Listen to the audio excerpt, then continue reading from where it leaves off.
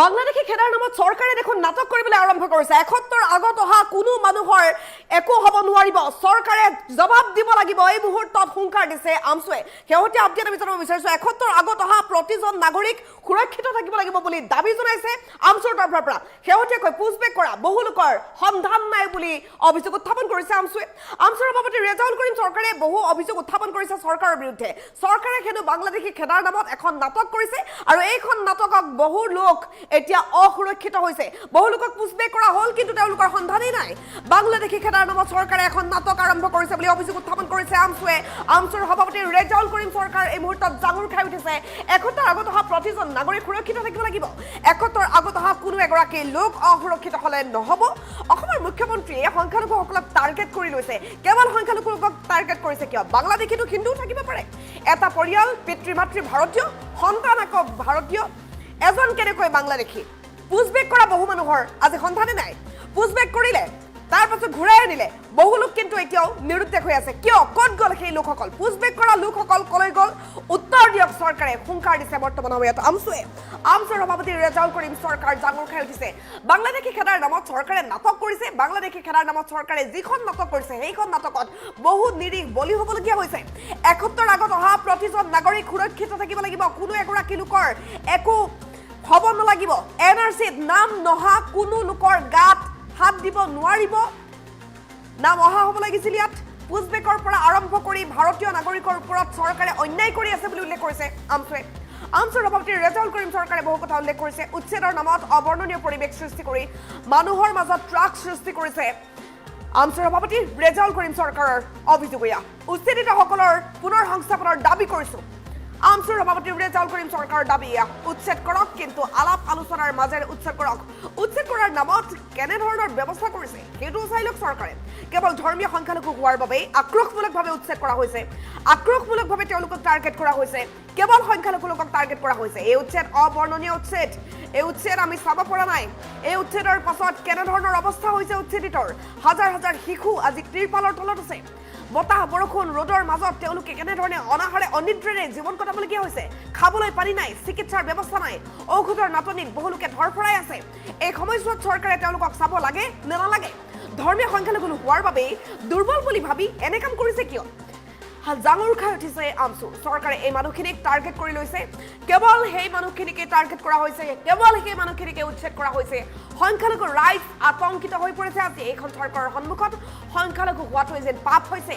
কেৱল সংখ্যালঘু লোকক টাৰ্গেট কৰিছে। প্ৰকৃত ভূমিহীন নাগৰিকক শীঘ্ৰেই ভূমি দিয়ক আৰু সংস্থাপন দিয়ক, দাবী জনাইছে আমছুৱে। উচ্ছেদিতৰ ন্যায়ৰ দাবী তুলি এই মন্তব্য কৰিছে আমছুৰ সভাপতি ৰেজাউল কৰিম চৰকাৰে। ৰেজাউল কৰিম চৰকাৰে কি মন্তব্য কৰিছে শুনাব বিচাৰিছোঁ। আৰু অসমৰ মুখ্যমন্ত্ৰী যিধৰণে সংখ্যালঘুসকলক টাৰ্গেট কৰি লৈ সংখ্যালঘুসকলক পুছবেকৰ পৰা আৰম্ভ কৰি আমাৰ যিধৰণে ভাৰতীয় নাগৰিকৰ ওপৰত অত্যাচাৰ আৰু বিশেষকৈ শেহতীয়াভাৱে উচ্ছেদৰ নামত যি এটা অবৰ্ণনীয় পৰিৱেশ সৃষ্টি কৰি মানুহৰ মাজত যি এটা ট্ৰাক সৃষ্টি কৰিছে আৰু মানুহক যি অন্যায় কৰিছে, এই কথা বতৰাবিলাক আজি আমি লিখিত আকাৰে আমি খুব ভালদৰে ৰাজ্যপাল ডাঙৰীয়াক আমি বুজাইছোঁ যে আমি প্ৰকৃত যিসকল ভাৰতীয় নাগৰিক, যিসকলে গৰাখহনীয়া পীড়িতলোক, তেওঁলোকক সংস্থাপনৰ আমি দাবী উত্থাপন কৰিছোঁ। আৰু আমি কৈছোঁ যে আলাপ আলোচনাৰ জৰিয়তে প্ৰথমতে উচ্ছেদ কৰক, ক'বলগীয়া নাই, কিন্তু আলাপ আলোচনাৰ জৰিয়তে এই মানুহখিনি ভাৰতীয় নাগৰিক, এওঁলোকৰ সকলো ধৰণৰ অধিকাৰ দি উচ্ছেদ কৰক।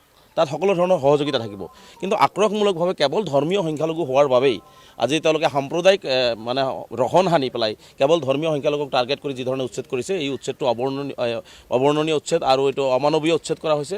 আজি হাজাৰ হাজাৰ শিশু আজি ত্ৰিপালৰ তলত যি ধৰণে আছে, আচলতে মানে এনেকুৱা ধৰণে হয়তো বিশ্বত কোনো ঠাইতে এনেকুৱা ধৰণে মানুহ নাথাকে, তেনেকুৱা এটা পৰিৱেশ হৈছে। মানুহৰ খাবলৈ নাই, এটোপাল পানী নাই, তেওঁলোকৰ চিকিৎসা ব্যৱস্থা নাই। গতিকে এই যে এটা অবৰ্ণনীয় পৰিস্থিতি মুখ্যমন্ত্ৰীয়ে কৰিছে, কেৱল মাত্ৰ এইটো কাৰণে কৰিছে যে এই মানুহখিনি ধৰ্মীয় সংখ্যালঘু, এওঁলোকক মানে দুৰ্বল বুলি ভাবি লৈ এই ধৰণৰ কথাবিলাক কৈছে।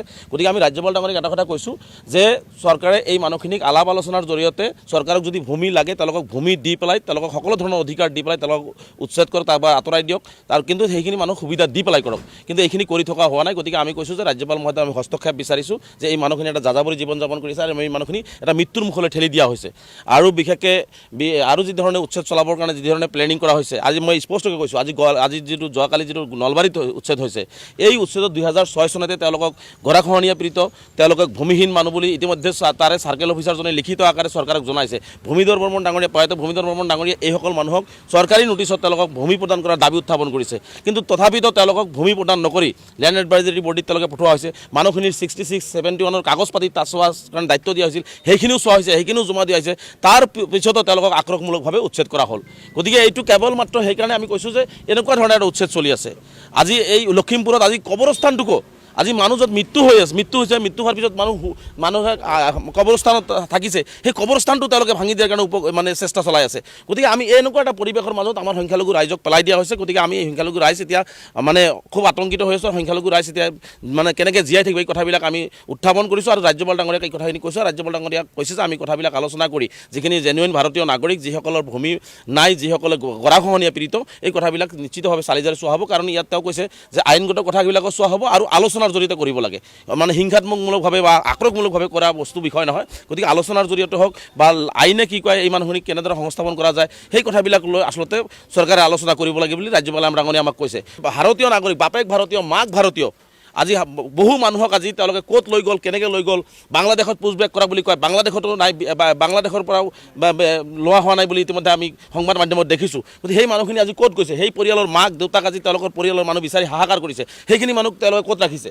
2-এজন মানুহ কোৰ্টত যোৱাৰ পিছত তেওঁলোকে কয় যে তেওঁলোকক হোল্ডিং কেম্প কোকৰাঝাৰত ৰখা হৈছে। বাকী মানুহবিলাকক ক'ত ৰখা হ'ল? এই যে পুছবেকৰ নামত, বাংলাদেশী খেদাৰ নামতো যে অসম চৰকাৰে এটা নাটক ৰচনা কৰিলে। কাৰণ দিনক দিনে এটাৰ পিছত এটা চৰকাৰখনে কেৱল মাত্ৰ এটাৰ পিছত এটা নাটক সৃষ্টি কৰি আছে অসমত। আৰু ইয়াৰ নাটকৰ মূল হাৰাশাস্তিৰ সন্মুখীন হৈছে ধৰ্মীয় সংখ্যালঘুসকল। গতিকে এই যে বাংলাদেশী বিচৰাৰ নামত, বাংলাদেশী খেদাৰ নামতো যি ধৰণে এটা নাটক ৰচনা কৰিছে, এইটো বন্ধ হ'ব লাগে।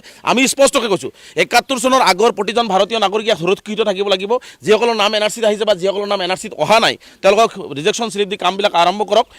সেই মানুহখিনিক হাত দিব নোৱাৰিব। কিন্তু ইয়াৰ পিছত যিসকল মানুহ আছে তেওঁলোকক বাংলাদেশৰ লগত, নেপালৰ লগত, ভূটানৰ লগত আৰু কাৰোবাৰ লগত আলাপ আলোচনা কৰি আইনগতভাৱে তেওঁলোকক বহিষ্কাৰ কৰক, আমাৰ সহযোগিতা থাকিব। কিন্তু এনেকুৱা ধৰণে যদি অমানৱীয়ভাৱে ভাৰতীয় নাগৰিকক, 14 পুৰুষ ভাৰতীয় নাগৰিক, সেইসকল মানুহক খেদি পঠিওৱাৰ যদি চক্ৰান্ত কৰা হয়, কিন্তু পৰিস্থিতি ভয়াৱহ হ'ব।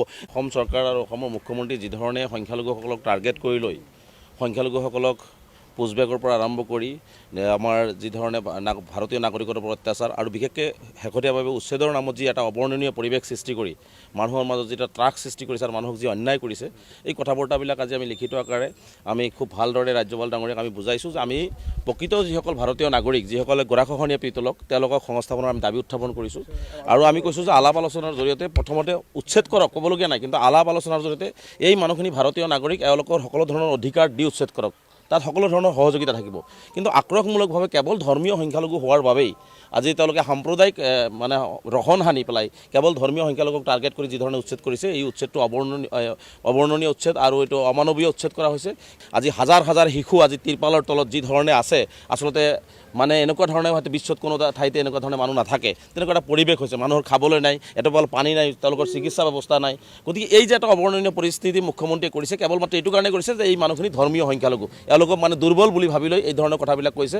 গতিকে আমি ৰাজ্যপাল ডাঙৰীয়াক এটা কথা কৈছোঁ যে চৰকাৰে এই মানুহখিনিক আলাপ আলোচনাৰ জৰিয়তে চৰকাৰক যদি ভূমি লাগে, তেওঁলোকক ভূমি দি পেলাই, তেওঁলোকক সকলো ধৰণৰ অধিকাৰ দি পেলাই তেওঁলোকক উচ্ছেদ কৰক, তাৰপৰা আঁতৰাই দিয়ক। কিন্তু সেইখিনি মানুহক সুবিধা দি পেলাই কৰক। কিন্তু এইখিনি কৰি থকা হোৱা নাই। গতিকে আমি কৈছোঁ যে ৰাজ্যপাল মহোদয় আমি হস্তক্ষেপ বিচাৰিছোঁ যে এই মানুহখিনি এটা যাযাবৰী জীৱন যাপন কৰিছে আৰু এই মানুহখিনি এটা মৃত্যুৰ মুখলৈ ঠেলি দিয়া হৈছে। আৰু বিশেষকৈ আৰু যি ধৰণে উচ্ছেদ চলাবৰ কাৰণে যি ধৰণে প্লেনিং কৰা হৈছে, আজি মই স্পষ্টকৈ কৈছোঁ, আজি যোৱাকালি যিটো নলবাৰীত উচ্ছেদ হৈছে, এই উচ্ছেদত 2006 চনতে তেওঁলোকক গৰাখহনীয়া পীড়িত, তেওঁলোকক ভূমিহীন মানুহ বুলি ইতিমধ্যে তাৰে চাৰ্কেল অফিচাৰজনে লিখিত আকাৰে চৰকাৰক জনাইছে। ভূমিধৰ বৰ্মন ডাঙৰীয়া, প্ৰয়াত ভূমিধৰ বৰ্মন ডাঙৰীয়া এইসকল মানুহক চৰকাৰী নোটিছত তেওঁলোকক ভূমি প্ৰদান কৰাৰ দাবী উত্থাপন কৰিছে। কিন্তু তথাপিতো তেওঁলোকক ভূমি প্ৰদান নকৰি লেণ্ড এডভাইজৰী বৰ্ডিত তেওঁলোকে পঠোৱা হৈছে। মানুহখিনিৰ 66-71 কাগজ পাতি তাত চোৱাৰ কাৰণে দায়িত্ব দিয়া হৈছিল, সেইখিনিও চোৱা হৈছে, সেইখিনিও জমা দিয়া হৈছে। তাৰ পিছতো তেওঁলোকক আক্ৰমণমূলকভাৱে উচ্ছেদ কৰা হ'ল। গতিকে এইটো কেৱল মাত্ৰ সেইকাৰণে আমি কৈছোঁ যে এনেকুৱা ধৰণৰ এটা উচ্ছেদ চলি আছে। আজি এই লখিমপুৰত আজি কবৰস্থানটোকো আজি মানুহ য'ত মৃত্যু মৃত্যু হোৱাৰ পিছত মানুহে কবৰস্থানত থাকিছে, সেই কবৰস্থানটো তেওঁলোকে ভাঙি দিয়াৰ কাৰণে চেষ্টা চলাই আছে। গতিকে আমি এনেকুৱা এটা পৰিৱেশৰ মাজত আমাৰ সংখ্যালঘু ৰাইজক পেলাই দিয়া হৈছে। গতিকে আমি সংখ্যালঘু ৰাইজ এতিয়া খুব আতংকিত হৈ আছোঁ। সংখ্যালঘু ৰাইজ এতিয়া কেনেকৈ জীয়াই থাকিব এই কথাবিলাক আমি উত্থাপন কৰিছোঁ আৰু ৰাজ্যপাল ডাঙৰীয়াক এই কথাখিনি কৈছোঁ। ৰাজ্যপাল ডাঙৰীয়াক কৈছে যে আমি কথাবিলাক আলোচনা কৰি যিখিনি জেনুইন ভাৰতীয় নাগৰিক, যিসকলৰ ভূমি নাই, যিসকলে গৰাখহনীয়া পীড়িত, এই কথাবিলাক নিশ্চিতভাৱে চালি জাৰি চোৱা হ'ব। কাৰণ ইয়াত তেওঁ কৈছে যে আইনগত কথাবিলাকো চোৱা হ'ব আৰু আলোচনাৰ আলোচনাৰ জৰিয়তে কৰিব লাগে মানে হিংসাত্মকমূলকভাৱে বা আক্ৰমণমূলকভাৱে কৰা বস্তু বিষয় নহয় গতিকে আলোচনাৰ জৰিয়তে হওক বা আইনে কি কয় এই মানুহখিনিক কেনেদৰে সংস্থাপন কৰা যায় সেই কথাবিলাক লৈ আচলতে চৰকাৰে আলোচনা কৰিব লাগে বুলি ৰাজ্যপাল আমৰাঙনি আমাক কৈছে ভাৰতীয় নাগৰিক বাপেক ভাৰতীয় মাক ভাৰতীয় আজি বহু মানুহক আজি তেওঁলোকে ক'ত লৈ গ'ল কেনেকৈ লৈ গ'ল বাংলাদেশত পুছবেক কৰা বুলি কয় বাংলাদেশতো নাই বাংলাদেশৰ পৰাও লোৱা হোৱা নাই বুলি ইতিমধ্যে আমি সংবাদ মাধ্যমত দেখিছোঁ গতিকে সেই মানুহখিনি আজি ক'ত গৈছে সেই পৰিয়ালৰ মাক দেউতাক আজি তেওঁলোকৰ পৰিয়ালৰ মানুহ বিচাৰি হাহাকাৰ কৰিছে